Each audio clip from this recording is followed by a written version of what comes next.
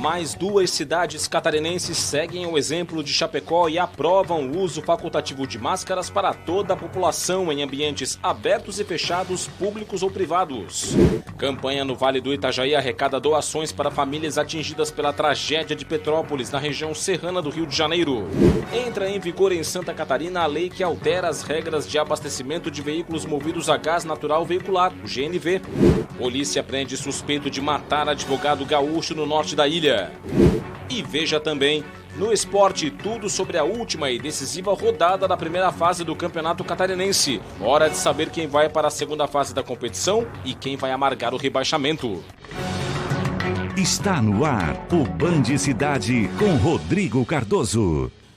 Olá, uma boa noite para você. A gente abre o Band Cidade nesta sexta-feira com um aumento no número de cidades catarinenses que tornaram facultativo para toda a população o uso de máscaras contra a Covid-19. Além de Chapecó, que você viu ontem aqui no Band Cidade, mais 2 municípios foram nessa direção. O decreto entrou em vigor nesta sexta-feira. Em Rio do Sul, a partir de agora, o uso de máscara passou a ser facultativo para toda a população, em locais públicos ou privados, abertos ou fechados. O uso segue obrigatório apenas em unidades de saúde, farmácias e laboratórios. Nosso perfil sanitário, epidemiológico, é uma referência e nós precisamos virar essa página. Nós precisamos voltar a uma vida normal, precisamos fazer com que as pessoas não se constranjam mais ao ir e vir, a entrar num estabelecimento onde muitas vezes até o próprio comércio deixa de vender porque alguém esqueceu a máscara. Rio do Sul foi a segunda cidade catarinense a liberar o uso de máscaras para toda a população. A primeira foi Chapecó. A cidade do oeste do estado tornou facultativa a utilização da máscara em decreto publicado pela Prefeitura nesta quinta-feira. Apenas pessoas doentes ou com sintomas de Covid-19 devem usar as máscaras. Nesta sexta-feira, o município de Ilhota, no Vale do Itajaí, também tornou a máscara facultativa na cidade, por meio de um decreto. Os decretos de Criciúma e de Rio do Sul foram além das determinações do governo do estado, que havia liberado o uso de máscaras apenas para crianças de 6 a 12 anos de idade. As medidas, tanto do governo do estado quanto das prefeituras, já começaram a repercutir em Santa Catarina. Entidades ligadas à área da saúde se manifestaram sobre o tema. O presidente do conselho que reúne os secretários municipais de saúde do estado vê com preocupação a liberação para crianças e também os decretos mais abrangentes das prefeituras. Por mais que ela seja ainda recomendada e que nós fortemente recomendamos aqueles que não estão vacinados para a Covid que continuem utilizando, ela deveria ter vindo atrelada, sim, à taxa de vacinação, ou as crianças estarem vacinadas. Essa é uma grande preocupação, porque a taxa de vacinação aqui no estado de Santa Catarina ainda é baixa, e o COSEM se preocupa muito com essa taxa e nós precisamos aumentar. Na Assembleia Legislativa, deputados estaduais se posicionaram sobre a medida implementada para crianças de 6 a 12 anos de idade. Tudo tem que ser feito com muita ponderação. Nós tivemos altos e baixos dentro dessa situação e o que manda é o bom senso. Por isso eu estou aqui enaltecendo um médico e indiretamente enaltecendo muito a ciência, que é quem eu sigo. Num momento onde já há uma imunização coletiva em decorrência do sucesso da vacinação em Santa Catarina e em todo o território nacional. Além do mais, as máscaras, além de atrapalharem a respiração de todos, sobretudo das crianças, atrapalham o aprendizado também. E isso é fundamental nas crianças ali até 12 anos de idade. Então, a gente parabeniza o governo do estado e solicita urgentemente que essa flexibilização se estenda a toda a sociedade catarinense. Na Grande Florianópolis, seguiu o decreto estadual sobre o uso de máscara apenas para crianças de 6 a 12 anos de idade. É assunto para o nosso bate-papo aqui com o Roberto Azevedo no Band Cidade. Tudo bem, Roberto? Boa noite. Boa noite, Rodrigo. Boa noite a você que nos assiste. Continua, o Liberou Geral está aumentando em Santa Catarina, mais cidades vão aderindo. Agora, quando quem é responsável pela aplicação da política de saúde questiona a liberação, a situação se tornou mais delicada do que parece, não é? Olha, é verdade isso, é absolutamente verdadeiro, porque eu li tanto o decreto de Chapecó quanto o decreto de Rio do Sul. Lá, os 2 prefeitos, João Rodrigues do PSD de Chapecó e, coincidentemente, também do PSD José Tomé de Rio do Sul, falam nesta cobertura vacinal. Dizem que mais de 80% da população já tomaram a primeira dose, mais de 75% já tomaram a segunda dose, não falam na dose de reforço, mas não citam em nenhum momento a situação das crianças de 5 a 11 anos, que estão na faixa desse decreto do governo federal do Estado, de 6 a 12 anos, que são os atingidos pela facultabilidade de usar ou não a máscara. É uma coisa que chama atenção. Mas, independentemente da polêmica, a posição do Conselho de Secretarias Municipais de Saúde de Santa Catarina é muito importante. Por que não conceder o benefício de uso da máscara facultativo para aquelas crianças já vacinadas? O que obrigaria os pais a levarem os filhos à vacinação. Isso sim seria uma medida justa. E eu sempre lembro, usar a máscara é até uma questão de empatia mais do que de prevenção. Porque no Oriente se usa a máscara para você não transmitir doença para o outro e não ao contrário. Daqui a pouco eu volto com mais comentário aqui no Band Cidade. Combinado, Roberto. E ainda sobre a pandemia, 17 pessoas morreram nas últimas 24 horas aqui no estado, vítimas do coronavírus. Na sua tela, os dados aqui no Band Cidade chegou a 21.439 o total de mortes provocadas pela doença desde o começo da pandemia. 3.698 novos casos confirmados de ontem para hoje, total de 1.627.869, com 1.591.280 casos de pacientes recuperados da contaminação, 15.150 é o total de casos ativos ainda em acompanhamento. 75,5% é a ocupação de leitos de UTI adulto Covid no estado. Vamos ver agora como é que está a vacinação contra a Covid-19. O vacinômetro já está na tela do Band Cidade para você. Agora, até o momento, são 13 milhões, agora sim aqui no telão para mim, 13.512.000 doses aplicadas até o momento em Santa Catarina, com 84,04% dos catarinenses com uma dose já aplicada, 76,40% aumentou o número de catarinenses com esquema primário, 2 doses ou dose única completo, e também vem aumentando, felizmente, o número de doses de reforço, 32,79% dos catarinenses com mais de 18 anos de idade já receberam a tão esperada, tão aguardada dose de reforço. São aí quase 1.828.000 doses em Santa Catarina. Vamos mudar de assunto. Uma campanha está sendo realizada no Alto Vale do Itajaí e busca doações para a cidade de Petrópolis, região serrana do Rio de Janeiro. O município já registrou mais de 200 mortes com a tragédia. A tragédia que aconteceu em Petrópolis, no Rio de Janeiro, também serviu para despertar a solidariedade em pessoas de todo o Brasil. Como muitas famílias perderam tudo, as doações têm ajudado. Agora, pessoas aqui da região do Alto Vale também podem contribuir com doações de água potável, produtos de higiene e limpeza, alimentos não perecíveis, roupas de cama, colchonetes, luvas, fraldas e ração animal. As doações serão levadas até o município do Rio de Janeiro. Na região do Alto Vale, é possível deixar as doações na Prefeitura de Ibirama e também de Presidente Getúlio. Estamos aqui nessa campanha de ajuda a Petrópolis, Estamos disponibilizando um caminhão que nós vamos fazer a recolha a partir do dia 10 de março.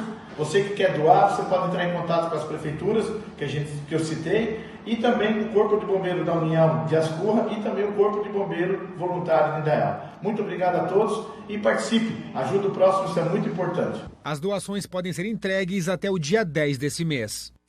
Logo mais, depois do Band Cidade, você confere o Jornal da Band. Os destaques da edição desta sexta-feira chegam com a Joana Treptow. Boa noite, Joana. Olá, boa noite. Daqui a pouquinho tem Jornal da Band. Vamos aos destaques? Nós vamos falar sobre o ataque à maior usina atômica da Europa, que foi atacada na Ucrânia pela Rússia. A área que foi atingida era administrativa e não houve vazamento radioativo, apesar de ter havido mortos. A Marinha da Ucrânia afundou o principal navio de guerra para evitar a captura da embarcação por tropas russas, uma tática de guerra. E aqui no Brasil, um sonho de 90 milhões de reais. É isso, gente, é muito dinheiro. É o prêmio da Mega Sena acumulada que corre amanhã. Já fez sua fezinha? É às 7h20, no Jornal da Band. Roberto Azevedo e eu aqui no estúdio. Vamos voltar a falar aí de política, Roberto. Sucessão estadual, claro, é o destaque. O que é que a gente tem de novidade por aí? Olha, tá tudo como dantes no quartel de Abrantes. Mas sempre tem uma coisinha que deixa a gente, no mínimo, em dúvida. Olhem essa. Prefeito Geloreiro de Florianópolis é pré-candidato pela União Brasil.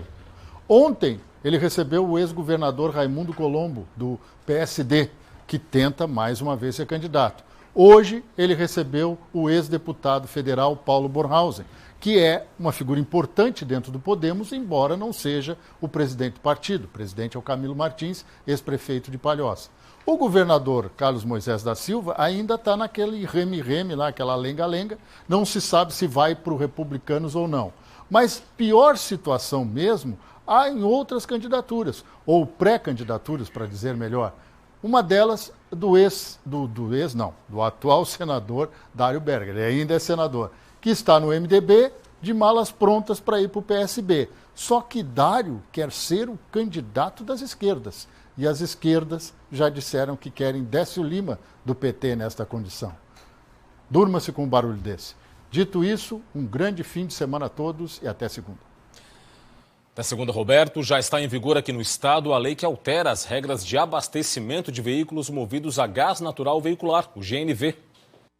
A partir do dia 5 de julho deste ano, os postos de combustíveis só poderão abastecer o veículo a gás após a liberação por meio de identificação eletrônica, o que só ocorre após validação da autenticação do selo de GNV. Se o automóvel não tiver essa autenticação, o frentista não poderá abastecer o veículo. A nova lei combate as oficinas clandestinas que instalam equipamentos de baixa qualidade, oferecendo risco às pessoas. O objetivo é evitar acidentes e facilitar a identificação rápida dos veículos. O desbloqueio da bomba para abastecimento acontece apenas com a leitura dos selos regularizados. Depois do dia 5 de julho, o posto que não tiver o sistema de identificação poderá ter o alvará de funcionamento suspenso até a adequação. A taxa de ocupação de hotéis durante o carnaval deste ano mostrou recuperação do setor aqui na Grande Florianópolis. Os dados são do Sindicato de Hotéis, Restaurantes, Bares e similares. O levantamento foi realizado junto a 54 estabelecimentos com 5.508 unidades habitacionais disponíveis. Período de movimentação nos hotéis da Grande Florianópolis, o carnaval deste ano representou a recuperação do cenário pré-pandemia de Covid-19 para o setor. Para o Sindicato de Hotéis, Restaurantes, Bares e similares, o feriado e o bom tempo contribuíram muito para o aumento da taxa de ocupação hoteleira. Na média geral da região, o acréscimo em relação ao mesmo período do ano passado foi de 20,3%, uma ocupação de 70,7%. Nas praias, o incremento foi de 19%, com os estabelecimentos registrando 80,3% dos leitos com hóspedes. A Polícia Civil prendeu temporariamente um suspeito da morte do advogado do Rio Grande do Sul, morte essa que ocorreu aqui em Florianópolis. O investigado não teve o nome divulgado, mas a polícia confirmou que há outros suspeitos no crime. Imagens de câmeras de segurança do local onde a vítima estava hospedada podem ajudar na investigação. A vítima foi identificada como Carlos Eduardo Martins Lima, de 31 anos. O corpo foi encontrado em uma trilha do bairro Rio Vermelho, no norte da ilha. Ele apresentava perfurações na região da barriga e do pescoço. Carlos Eduardo era advogado. Ele se dizia trabalhar para facções criminosas. A vítima passava férias em Santa Catarina. O corpo foi sepultado em Bagé, no Rio Grande do Sul, onde morava com a família. Agora um flagrante em uma rodovia estadual. Um ciclista ultrapassou um caminhão em uma manobra perigosa na SC 114, em Taió, no Alto Vale. Veja na reportagem. Essas imagens foram gravadas próximo ao portal de Taió, num trecho da SC 114. O vídeo mostra um ciclista deitado sobre a bicicleta, ultrapassando o veículo. A Polícia Militar Rodoviária, responsável pela segurança e fiscalização da rodovia, emitiu uma nota sobre esse flagrante. A PMRV classificou a atitude do ciclista como imprudente e irresponsável. O texto ressalta que os ciclistas, assim como qualquer outro condutor de veículo, possuem direitos e deveres no trânsito. O Código de Trânsito Brasileiro estabelece que nas vias com acostamento, caso da rodovia que aparece no vídeo, este deve ser o local destinado para trânsito de ciclista e pedestres. Somente em pontos sem acostamento é autorizado o tráfego da bicicleta na pista de rolamento. No entanto, ela deve estar posicionada no lado direito da via, bem diferente do que acontece nas imagens registradas.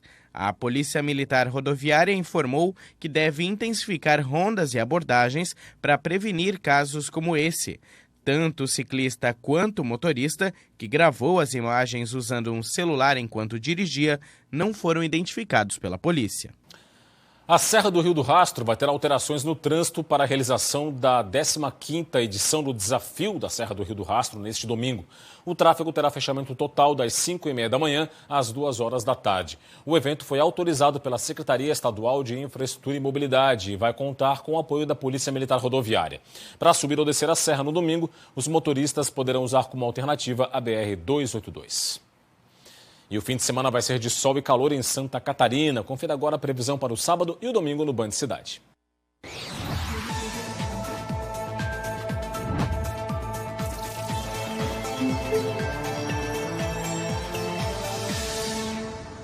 O sábado vai ser ensolarado em Santa Catarina. À tarde podem ocorrer pancadas de chuva típicas de verão, isoladas e passageiras.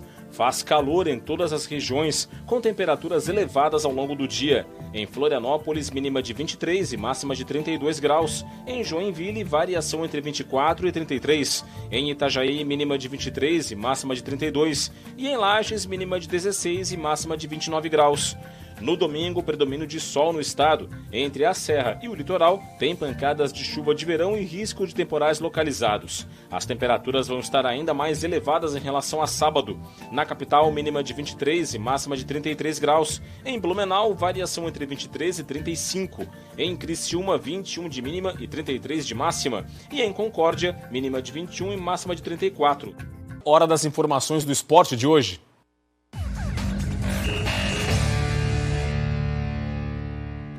Campeonato Catarinense, chegou a hora da decisão, hein? É a última rodada da primeira fase, definição de quem se classifica e também de quem vai para a Série B do estadual. Todos os jogos estão programados para este sábado às 4h30 da tarde. No estádio da Ressacada, o Avaí recebe o já classificado Hercílio Luz. O time da capital joga de olho na classificação e também no risco de rebaixamento.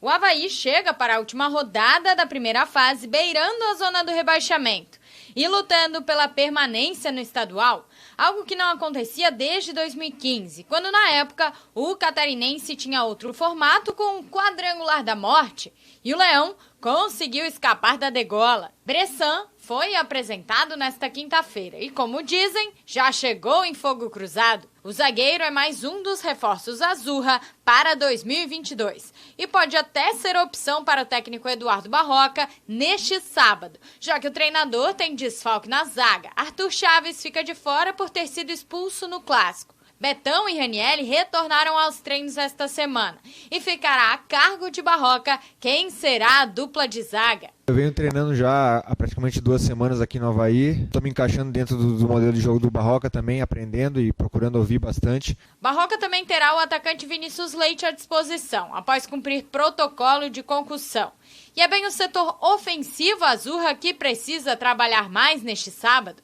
O Avaí é dono do pior ataque deste estadual. Marcou apenas 5 gols. E para escapar do rebaixamento, o Leão tem que vencer o Hercílio Luz para não depender de outros resultados. Se vencer e Barra e Próspera não vencerem, o Avaí ainda pode carimbar vaga nas quartas de final. Só que do outro lado tem o vice-líder Hercílio Luz, classificado à próxima fase, mas que quer voltar à liderança do catarinense. O setor defensivo do Leão do Sul é mesmo de causar inveja.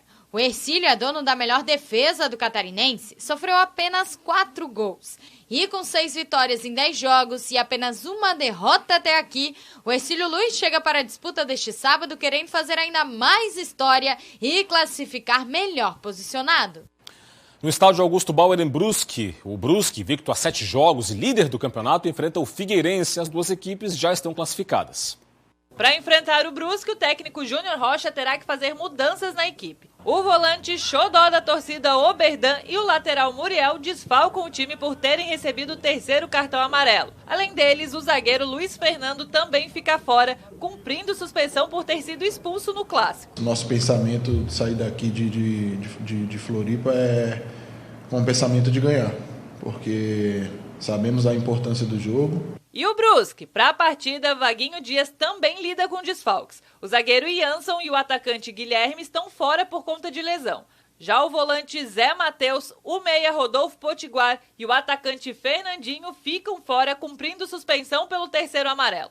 O quadricolor entra em campo para brigar por 2 objetivos: manter a liderança da primeira fase e assim conquistar a vantagem de decidir em casa e avançar para as fases futuras apenas com empate. Em casa Eu digo a todos eles que nós temos que vencer, nós temos que fazer o 3 pontos diante do torcedor. Então essa é a nossa meta e nós vamos para cima do Figueirense. A Chapecoense, já garantida na segunda fase, recebe o Marcílio Dias na Arena Condá. O time do Oeste tem desfalques e também jogadores afastados por tempo indeterminado. Para o duelo diante do Marcílio Dias, o técnico Bolívar não vai poder contar com o volante Guedes, suspenso pelo 3º cartão amarelo. Além disso, o atacante Rodriguinho e o lateral direito Ryan foram afastados pela diretoria por tempo indeterminado. A direção não revelou o motivo, apenas informou que o afastamento ocorre por atos de indisciplina que repercutiram nas redes sociais. O Marcílio Dias não tem mais risco de rebaixamento. O time de Itajaí precisa da vitória para garantir a vaga na próxima fase, sem depender de outros resultados. Ainda tem duas outras partidas para fechar essa última rodada. No Estádio das Nações, em Camboriú, o Próspera enfrenta o Concórdia. O Concórdia está garantido na segunda fase. O Próspera precisa vencer e depende de tropeços do Barra ou do Marcílio Dias para se classificar. Se perder, fica ameaçado de rebaixamento. No Gigantão das Avenidas, em Itajaí, o Barra recebe o Joinville. Se vencer, o Barra fica com a vaga e rebaixa o Joinville. O time do norte do estado precisa vencer e torcer por tropeços de Avaí ou Próspera ou ainda o Concórdia para se livrar do rebaixamento. A cobertura completa da rodada do fim de semana, da rodada final da primeira fase do Catarinense, você confere segunda-feira no Jogo Aberto SC. Agora você vai conhecer a história do casal Claudete e Jorge. Os dois trabalham como motoristas de aplicativo. A rotina é bem corrida, mas a nova ocupação ajudou os dois em um momento bem difícil. Quem conta pra gente é a repórter Ana Cristina Machado. A Claudete e o Jorge estão casados há 42 anos. Ela tem 59 anos, ele 64. Ao longo do tempo, vieram 4 filhos, 7 netos e uma mudança para Santa Catarina. Em 2019, eles tiveram que dar início a uma nova fase da vida. O Jorge teve um infarto e o casal entrou em um momento difícil, psicológico e financeiramente. Eles venderam um terreno para uma construtora que ainda não deu retorno. Acabei aposentando, que já tinha tempo de contribuição, os médicos sugeriram que eu parasse de me estressar e tal, por causa do problema de saúde. Acabei vendendo a transportadora, aí que eu investi nos terrenos ali, né? E a gente fez uma permuta com a construtora, daí a construtora veio aquela crise, a construtora foi mal. E chegou numa altura que realmente teria que procurar algo para fazer. E a gente pensava em várias formas, né, de voltar a ganhar dinheiro, como vamos voltar para o mercado de trabalho, e não achava assim uma saída.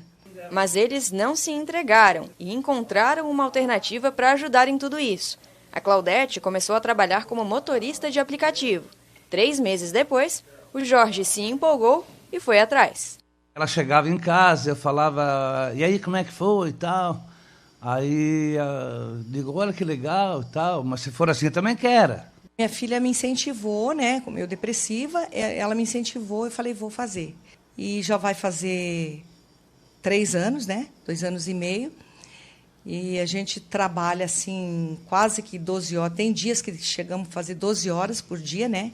E o bom humor faz parte do dia a dia desse casal, viu? A rotina é corrida, mas eles sempre dão um jeitinho de se encontrar por aí. Várias vezes, assim, da gente se encontrar, né? Eu tô indo com o passageiro, ele tá vindo, e a gente faz aquele buzinaço. Aí o passageiro que tá junto tem que explicar, né? Porque fica sem entender. Desde o início dessa nova fase, a Claudete já fez mais de 10 mil viagens e o Jorge quase 19 mil. O casal vê essa nova jornada como uma superação. É muito gratificante porque a gente assim rejuvenesceu, conseguiu reviver novamente, né? Para nós foi um remédio, né? A gente estava para baixo, daqui a pouco deixamos o medicamento de depressão de lado. E eles se sentem tão bem atualmente que a ideia é continuar nessa viagem por mais um tempo, viu? Os meus planos é dirigir até 120 anos. É fazer aplicativo até 120 anos. Eu já estou quase com 60, então mais 60 dá, né? Tá certo, então. Bom, ficamos por aqui com o Band Cidade de hoje. As reportagens desta edição estão no YouTube da TVBV. Para acessar, aponte a câmera para o smartphone, melhor dizendo, para o QR Code que está aqui na sua tela, no meu lado direito do vídeo, não é? Vem aí as informações mais importantes do Brasil e do mundo no Jornal da Band, mais Santa Catarina segunda-feira, no Jogo Aberto SC 12h30 e 12h50 no SC Acontece. Vamos embora com imagens ao vivo da capital de todos os catarinenses, a bela Florianópolis, na tela para você, 30 graus e a temperatura, tempo bom neste momento na cidade. A gente vai embora. Muito obrigado pela sua audiência ao longo de toda a semana, uma boa noite, bom fim de semana para você e até segunda. Tchau, tchau.